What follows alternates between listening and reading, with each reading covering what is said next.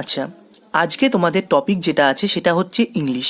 ওকে, খুব মন দিয়ে ইংলিশটা করবে। আর ইংলিশের ভিত্তিপ্রস্তর কিন্তু গ্রামার, তাই আমি তোমাদের গ্রামার থেকে প্রথমে শুরু করছি।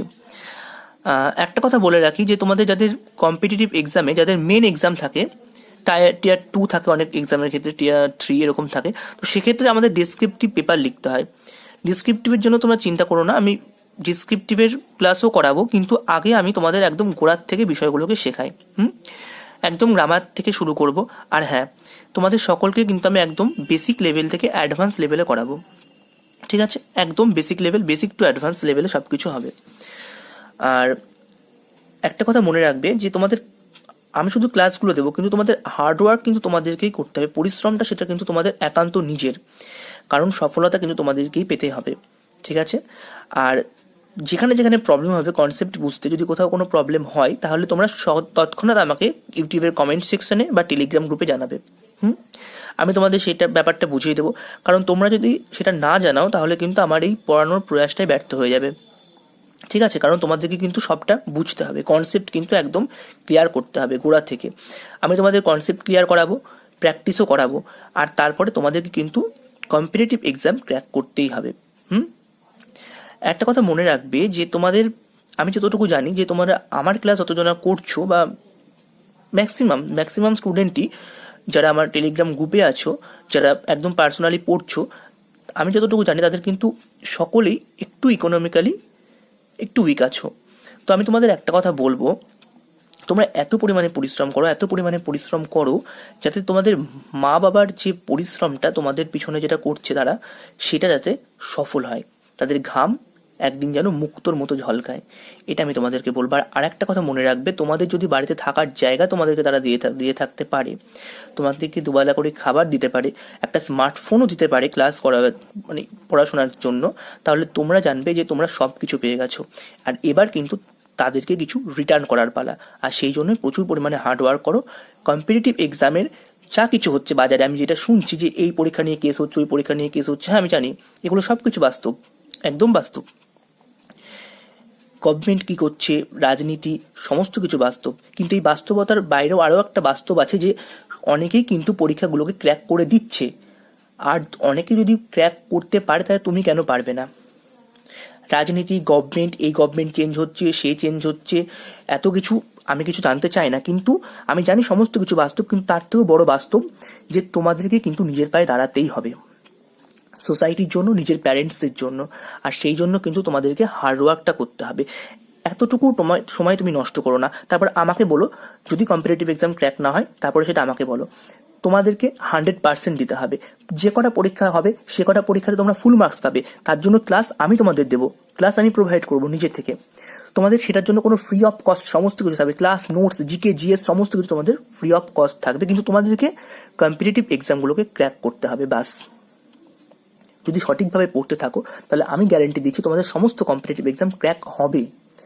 কিন্তু তোমাদেরকে এখন কম্পিটিশন কিন্তু প্রচুর, তাই সেই কম্পিটিশনটা মাথায় রেখে তোমরা কিন্তু এক আধটা স্টুডেন্টের সাথে লড়ছো না, তোমরা কিন্তু লড়ছো লাখ লাখ কোটি কোটি স্টুডেন্টের সাথে। তাই সেটা মাথায় রেখে তোমাদের কিন্তু হার্ডওয়ার্কটা সেইভাবে করতে হবে। ওকে, তো যাই হোক, আর কথা বাড়াবো না। নমস্কার, আমি বিক্রম সাহা, তোমাদের সকলকে স্বাগত জানাই SSTA ক্লাসেস অনলাইনে। আর আজকের টপিক ওয়ার্ড। ওয়ার্ড আসলে কি? ওয়ার্ড একটা মিনিংফুল ইউনিট অফ লেটার। আচ্ছা, মিনিংফুল ইউনিট, অবশ্যই এটা মিনিংফুল। কেন এখানে মিনিংফুল কথাটা ইউজ করলাম? কারণ দেখো, আমি এখানে লিখে রেখেছি, অ্যাকচুয়ালি আমি ভিডিওটা রেকর্ড একবার করতে গিয়েছিলাম, কিন্তু একটু নেট কানেকশনে একটু সমস্যা হয়ে যাওয়ার কারণে ভিডিওটা করতে পারিনি। আমি আবার প্রথম থেকে বানিয়েছি, তো সেই কারণে এখানে লেখা আছে ODG GOT। আমরা যদি এটাকে এটা তো আমাদের কাছে কখনোই মিনিংফুল নয়। অবশ্যই এটা একটা ওয়ার্ড, বাট সেটা মিনিংফুল নয়, তাই সেটাকে আমরা কি ওয়ার্ড বলবো না। কিন্তু এইটা দেখো, এটা কিন্তু অবশ্যই একটা বড় মিনিং আছে, সুতরাং এটা একটা ওয়ার্ড। তাই GOD একটা ওয়ার্ড, কিন্তু ODG কোনো ওয়ার্ড নয়। ঠিক আছে, এই জন্য এখানে বলেছি যে মিনিংফুল ইউনিট অফ লেটার। আচ্ছা, ইউনিটটা কি জিনিস? ইউনিট হচ্ছে পার্টস অফ স্পিচকে আমরা সাধারণত এখানে ইউনিট বলছি। আর পার্টস অফ স্পিচ থেকে এবার আমরা শুরু করব গ্রামারের সমস্ত কিছু স্টেপ বাই স্টেপ। তাহলে পার্টস অফ স্পিচের মধ্যে কি কি পড়ছে? পার্টস অফ স্পিচের মধ্যে পড়ছে 8টা জিনিস, তোমরা সকলেই জানো। সেটা হচ্ছে noun, pronoun, adjective, verb, adverb, preposition, conjunction and interjection. এখন নাউনটা আসলে কি, আমি তোমাদের সবটাই রাফ কনসেপ্ট দেবো, কারণ কম্পিটিটিভ এক্সামের ক্ষেত্রে তোমাদের ডেফিনেশনটা খুব একটা প্রয়োজন হবে না। আর ডেফিনেশন যদি প্রয়োজন হয় তবে সেক্ষেত্রে আমি তোমাদের যখন ডিটেলস একটা করে নাউন পিক করব, প্রোনাউন পিক করব, অ্যাডজেক্টিভ পিক করব, তখন তোমাদের সেখানে আমি একটা ডেফিনেশন দিয়ে দেবো, যদিও সেটার কোনো আবশ্যকতা নেই।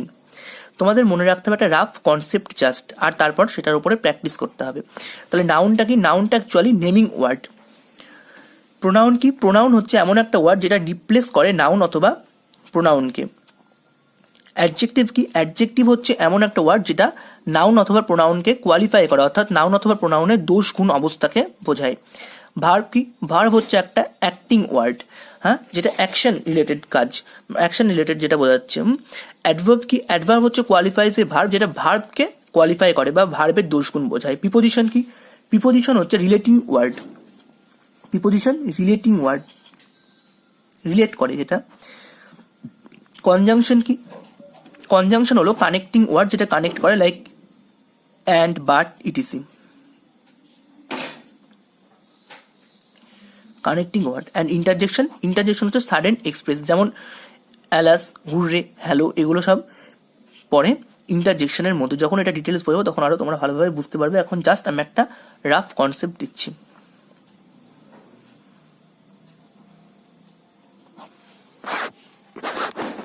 এখন নেক্সট আমি যেটা বলবো সেটা হচ্ছে, তাহলে তোমরা noun, pronoun, adjective, verb, adverb, preposition, conjunction and ইন্টারজেকশনটা কি সেটা আশা করছি বুঝতে পেরেছো।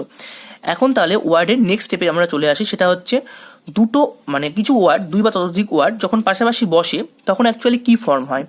তোমরা সকলে জানো তখন ফর্ম হয় সেন্টেন্স, কিন্তু সেন্টেন্স ছাড়াও সেক্ষেত্রে আরও একটা জিনিস ফর্ম হয়, সেটা হচ্ছে ফ্রেজ। এখন what is the difference between sentence and phrase? এখন এই সেন্টেন্স আর ফ্রেজের মধ্যে পার্থক্যটা আসলে কি সেটা আমাদেরকে বুঝতে হবে। ফ্রেজ কি? ফ্রেজের মধ্যে, ফ্রেজ হচ্ছে গ্রুপ অফ ওয়ার্ড, কতগুলি ওয়ার্ডের গ্রুপ, যেটা কোনো কমপ্লিট মিনিং থাকে না। Group of word without complete meaning. যখন তোমাদেরকে ফ্রেজ করাবো তখন এই বিষয়টাকে আমি আরো ভালোভাবে বোঝাবো। আর sentence group of word with complete meaning. Group of word with complete meaning, সেটা হচ্ছে সেন্টেন্স। আচ্ছা, ফ্রেজ হচ্ছে তিন প্রকার, এটা বলে রাখি প্রসঙ্গত। ফ্রেজ তিন প্রকার: noun phrase, noun phrase, adjective phrase, adjective phrase and adverb phrase. এই তিন প্রকার হচ্ছে ফ্রেজ। আর সেন্টেন্স যেটা বলছে সেটা হচ্ছে উইথ কমপ্লিট মিনিং, অর্থাৎ যার একটা সম্পূর্ণ অর্থ আছে, সেই সেন্টেন্সের অর্থ কিন্তু প্রদান করে সেন্টেন্সের স্ট্রাকচার। সেই স্ট্রাকচারের মধ্যে কি কি থাকে? Subject, verb and object. Okay, আচ্ছা, তাহলে আমরা কি কি শিখলাম? Word, meaningful unit of letter. Parts, ইউনিটটা কি? ইউনিটটা অ্যাকচুয়ালি হচ্ছে parts of speech. Parts of speech কি? Noun, pronoun, adjective, verb, adverb, preposition, conjunction and interjection. And then আমরা যেটা বুঝলাম ছোট্ট করে, সেটা হচ্ছে ওয়ার্ডের কতগুলি ওয়ার্ড পরপর যুক্ত হয়ে কি তৈরি করে? ফ্রেজ তৈরি করে, অথবা সেটা সেন্টেন্সও তৈরি করতে পারে। আর ফ্রেজ কি? Group of word without complete meaning. আর sentence group of word with complete meaning. Okay, next আমরা সরাসরি এখন প্রবেশ করব নাউনে। নাউনের বিভিন্ন প্রকারভেদগুলো সম্পর্কে তোমরা জানো, সেটা হচ্ছে proper noun, common noun, collective noun, etc. কিন্তু নাউনের যে প্রকারভেদে যেটা আছে, প্রপার নাউন, কমন নাউন, সেগুলো আমি তোমাদের করাবো নেক্সট ক্লাসে। কিন্তু আজকের ক্লাসে তোমাদের যেটা করাবো সেটা হচ্ছে ফাংশনাল লেভেলে নাউনের প্রকারভেদ।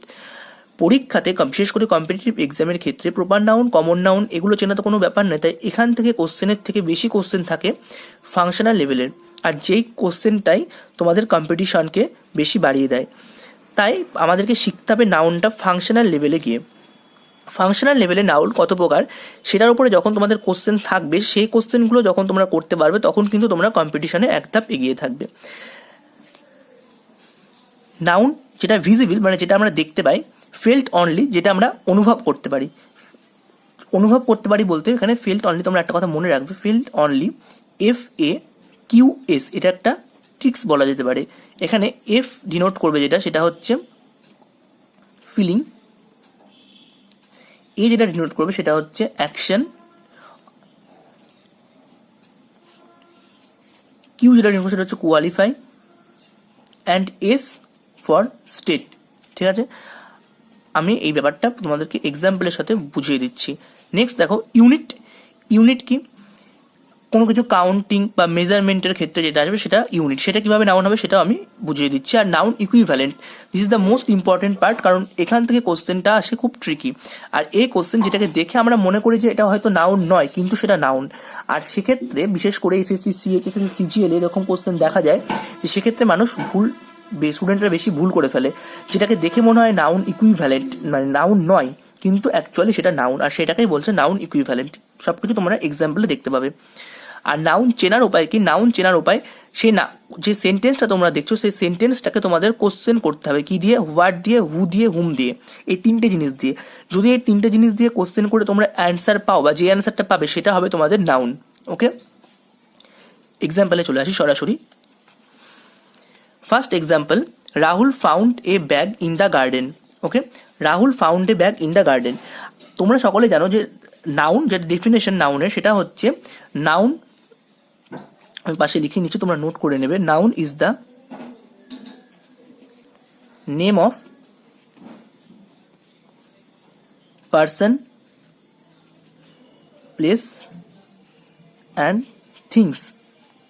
ওকে, ডেফিনেশনটা তোমরা খাতায় নোট করে নেবে। দেখো, এবার বলছে Rahul found a bag in the garden. এখানে রাহুল একটা মানুষের নাম, সো এটা একটা পার্সনের নাম, তাই এটা একটা নাউন হবে। ব্যাগ একটা বস্তুর নাম, মানে থিংস এর নাম, তাই এটা একটা নাউন হবে। অ্যান্ড গার্ডেন একটা প্লেসের নাম, তাই এটাও একটা নাউন হবে। সুতরাং এখান থেকে আমরা শুধুমাত্র ডেফিনেশন দিয়ে সমস্ত কোশ্চেন নাম্বার 1 শুধুমাত্র ডেফিনেশন থেকে আমরা পুরো নাউনটাকে আইডেন্টিফাই করতে পারলাম। কিন্তু আরো যে কোশ্চেনগুলো আছে সেখানে তোমরা ডেফিনেশন থেকে, শুধুমাত্র ডেফিনেশন দিয়ে পারবে না, সেখানে আমাদের চলে যেতে হবে ফাংশনাল লেভেলে অ্যান্ড আইডেন্টিফিকেশনে। ওকে, নেক্সট দেখো, সৌরভ লাভস শুজ অফ আদিদাস। তাহলে এখানে যেটা এক্সাম্পল আমি দিয়েছি, সৌরভ লাভস শুজ অফ আদিদাস, এখানে একটা পার্সনের নাম আছে সৌরভ, সুতরাং এটা নাউন। শুজ, শুজ একটা বস্তুর নাম, তাই এটাও একটা নাউন। অ্যান্ড আদিদাস একটা কোম্পানির নাম, তাই এটাও একটা নাউন। নেক্সট দেখো, জীবন পাল হস্টেড এ পার্টি। জীবন পাল হস্টেড এ পার্টি, এখানে একটাই নাম আছে, সেটা হচ্ছে জীবন পাল, সুতরাং এটা একটা নাউন, কারণ এটা পার্সনের নাম। নেক্সট দেখো, দেবিকা ওয়েন্ট হোম, এখানেও একটা পার্সনের নাম, সুতরাং এটাও noun. The team played the match, এখানে টিম যেটা আমরা কালেকটিভ নাউনের ক্ষেত্রে ব্যবহার করি, সুতরাং এটা একটা নাউন হবে।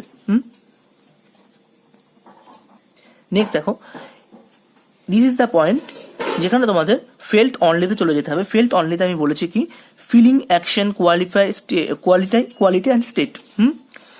Honesty is the best policy, এটা একটা মানুষের হৃদয়ের অবস্থার কথা বলা হচ্ছে, অনেস্টি, সুতরাং এটা কোনো পার্সন বা প্লেস বা থিংস নয়। সুতরাং এটা আমরা বুঝতে পারছি কি এই কোশ্চেনটা সলভ আমরা ডেফিনেশন দিয়ে করতে পারছি না। এই কোশ্চেনটা সলভ করতে গেলে আমাদের চলে যেতে হচ্ছে ফাংশনাল লেভেলে। Honesty is the best policy, here noun is the honesty. Okay, next, Akash likes his home. Akash likes his home, এখানে আকাশ একটা নাউন। আচ্ছা, হোম, আমি কি বলেছি যে আইডেন্টিফিকেশনের ক্ষেত্রে তোমাদেরকে কোশ্চেনটাকে, মানে সেন্টেন্সটাকে কোশ্চেন করতে হবে হোয়াট, হু আর হুম দিয়ে। যদি আমি এটাকে হু দিয়ে প্রশ্ন করি যে কে তার বাড়িকে পছন্দ করে, তবে সেটা অ্যান্সার আসবে কি? আকাশ, সুতরাং এখানে আকাশ হচ্ছে নাউন। যদি আমি বলি যে আকাশ কি পছন্দ করে, তো অ্যান্সার আসবে কি, অর্থাৎ আমি হোয়াট দিয়ে প্রশ্ন করছি, তো সেক্ষেত্রে আমরা একটা অ্যান্সার পাচ্ছি, সেটা হচ্ছে হোম, সুতরাং এটাও তাই এখানে একটা নাউন হবে। নেক্সট, জয়শ্রী মিট প্রিয়া ইয়েস্টারডে, এখানে এই দুটো নাম, তাই দুটো হচ্ছে নাউন। কিন্তু এখানে যদি আমরা আসি আরো একটা সেন্টেন্সে, yesterday never return, yesterday never return, এটা কিন্তু আমি নাউনের ইকুইভ্যালেন্টে বোঝাচ্ছি, তাই 8 নাম্বার কোশ্চেনটা তোমরা ভালো করে দেখবে। ইয়েস্টারডে নেভার রিটার্ন, এখানে আমি যেটা ইয়েস্টারডের কথা বললাম, সেখানে আমরা যদি প্রশ্ন করি তাহলে শুধুমাত্র দুটো অ্যান্সারই পাচ্ছি, সেটা হচ্ছে দুটো নাম। তাই এই দুটোই হচ্ছে এখানে নাউন। কিন্তু যদি আমি বলি ইয়েস্টারডে নেভার রিটার্ন, তো এক্ষেত্রে কোনটা নাউন হবে? কারণ এখানে কোনো পার্সনের নাম নেই, প্লেসের নাম নেই, থিংসের নাম নেই। যখন এরকম কোশ্চেন আসবে আর সেখানে নাউন আইডেন্টিফাই করতে বলবে, তখন আমাদের চলে যেতে হবে ফাংশনাল লেভেলে আইডেন্টিফিকেশনে। আর এই আইডেন্টিফিকেশনে যদি আমি কোশ্চেন করি যে কি কখনো ফিরে আসে না, হোয়াট নেভার রিটার্ন, সো আমরা অ্যান্সার পাচ্ছি ইয়েস্টারডে, সুতরাং এখানে স্পষ্টতই ইয়েস্টারডে একটা নাউন হবে। কিন্তু আগের সেন্টেন্সে ইয়েস্টারডে কোনো নাউন নয়, কারণ আগের সেন্টেন্সটাকে যদি আমরা কি, কে বা হুম বা কাকে দিই এইগুলো দিয়ে প্রশ্ন করি তাহলে কখনোই কিন্তু আমরা ইয়ে স্টার্টের কোনো অ্যান্সার পাবো না, সুতরাং এটা কোনো নাউন নয়, এটা মাথায় রাখবে। নেক্সট দেখো truth always Triumf. Truth always Triumf, এখানে ট্রুথ একটা হচ্ছে স্টেটের কথা বলছে। ফেল্ট অনলিতে যদি চলে যাও তাহলে দেখবে এখানে FAQS এর এস, অর্থাৎ এখানে একটা স্টেটের কথা বলছে, একটা অবস্থার কথা বলছে, সত্য একটা অবস্থান, তাই এটা একটা নাউন হবে। নট এক্সাম্পল তোমরা বুঝতে পেরেছো আশা করছি। নেক্সট আমরা চলে যাব আরো বেশ কিছু এক্সাম্পলে। সেটা হচ্ছে first example, silver is not as precious as gold is. তাহলে এখানে সিলভার একটা নাউন, এটা একটা material noun. As precious as gold is এটা একটা ম্যাটেরিয়াল নাউন, দুটো বস্তুর নাম বোঝাচ্ছে, তাই দুটো হচ্ছে নাউন, এখানে কোনো ট্রিকি কোশ্চেন নেই। নেক্সট দেখো the students attempt the question, এখানে স্টুডেন্টস একটা নাউন, এখানেও কোনো ট্রিকি কোশ্চেন নেই। নেক্সট দেখো রাম ওয়াজ ওয়ার্কিং হার্ড, মানে রাম কঠোর পরিশ্রম করছে, এখানেও শুধুমাত্র একটা নামের কথাই বলা হয়েছে, তাই এটা রাম নাউন। নেক্সট দেখো এই দুটো কোশ্চেন তোমরা খুব ভালো করে দেখবে, 13 and 14। এখানে আমি যেটা বোঝাবো সেটা হচ্ছে নাউন ইকুইভ্যালেন্টের কনসেপ্ট, যেটা আমি আগের পাতাতে একবার বোঝালাম। দেখো সৌমিক উইল কাম টুমোরো, মানে সৌমিক আগামীকাল আসবে। নেক্সট টুমোরো নেভার কাম, মানে আগামীকাল কখনো আসে না। অ্যাকচুয়ালি আগামীকাল কখনো আসে না এটা বলার কারণ তোমরা বলো এটা আমি কাল করব, বা এখানেও হয়তো অনেকে ক্লাসটা পজ করে বলতে পারো যেটা আমি কাল করব, থাক আর করব না, তো সেটা কখনোই কালটা আসবে না, এটা একটা প্রোক্রাস্টিনেশনের ফ্লোতে চলে যাবে। তাই এখানে অ্যাকচুয়ালি কথাটা বলা হয়েছে টুমোরো নেভার কাম। তো এখানে আমি একটা এক্সাম্পল দিয়েছি, সৌমিক উইল কাম টুমোরো, মানে সৌমিক আগামীকাল আসবে। সৌমিক একটা নাউন, এটা আমরা বুঝতে পারছি, কিন্তু আমরা যদি প্রশ্ন করি কে আগামীকাল আসবে তবে আমরা সৌমিক উত্তরটা পাচ্ছি, কিন্তু যদি আমরা আরো প্রশ্ন করি কি আগামীকাল আসবে তাহলে বা হুম দিয়ে প্রশ্ন করলে কোনো অ্যান্সার আমরা এখানে পাচ্ছি না, তাই এখানে আর কোনো নাউন হবে না। কিন্তু তাই এখানে টুমোরোটাও এই এক্সামে কোনো নাউন নয়, মনে রাখবে এটা কিন্তু কোনো নাউন নয়, নট এ নাউন, আমি লিখে দিচ্ছি নট এ নাউন। কিন্তু নেক্সট কোশ্চেনে দেখো টুমোরো নেভার কাম, কি কখনোই আসে না, অ্যান্সার কি কখনোই আসে না, হোয়াট দিয়ে কোশ্চেন করলে আমরা পাচ্ছি টুমোরো নেভার কাম। সুতরাং এখানে কিন্তু টুমোরোটা একটা নাউন হিসেবে ব্যবহৃত হচ্ছে, আর এখানে কিন্তু কনসেপ্ট আসছে কিসের, নাউন ইকুইভ্যালেন্টের। সুতরাং কম্পিটিটিভ এক্সামে যদি এরপর থেকে এরকম কোনো ট্রিকি কোশ্চেন আসে তাহলে সেই ট্রিকি কোশ্চেনে কিন্তু তোমরা আটকাবে না, ওকে? তাহলে তোমরা এখানে নাউন ইকুইভ্যালেন্টের কনসেপ্টটা কিন্তু 13 and 14 থেকে বুঝতে পেরে গেলে। নেক্সট দেখো the boy pens a beautiful poems, মানে ছেলেটি একটি বিউটিফুল পোয়েমস মানে খুব একটা সুন্দর কবিতা লিখেছে। তাহলে এখানে কিন্তু পেন্সটা অ্যাকচুয়ালি কোনো অবজেক্ট নয়, এখানে পেন্সটা ভার্ব হিসেবে ইউজ হচ্ছে। তোমরা হয়তো ভাবতে পারো যে পার্সন প্লেস অ্যান্ড থিংস এর কথা আমি বলেছি, যেখানে থিংস পেন্সটা আমাদের দেখে মনে হচ্ছে খালি চোখে থিংস, কিন্তু এখানে পেন্স কিন্তু কোনো থিংস নয়, এখানে পেন্স কথাটাই ভার্ব হিসাবে ইউজ হচ্ছে, এরকম ভার্ব আছে ডিকশনারিতে।